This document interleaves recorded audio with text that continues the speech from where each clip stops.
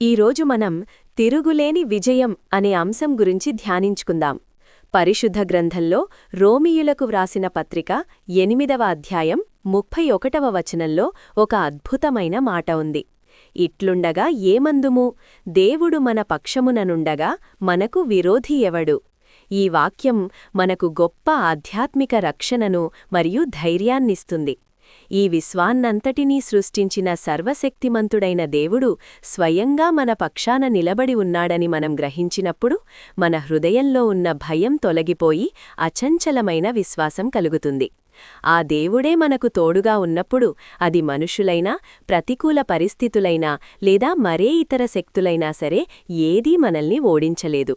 ఆయన అండ మనకున్నంతవరకు మనం ఎల్లప్పుడూ విజేతలుగానే ఉంటాము. ప్రార్థన. పరలోకపు తండ్రి, నా జీవితంలో నీవు తోడుగా ఉన్నందుకు నీకు వందనాలు. నీవు నా పక్షాన ఉన్నావు గనుక నేను దేనికీ భయపడనవసరం లేదని ఈ రోజంతా నాకు గుర్తుచెయ్యి. నీ రక్షణ మరియు నీ కృపపై ఉన్న నమ్మకంతో నా ముందున్న ప్రతి అడ్డంకిని ధైర్యంగా ఎదుర్కొనే శక్తిని నాకు ప్రసాదించు. ఆమెన్.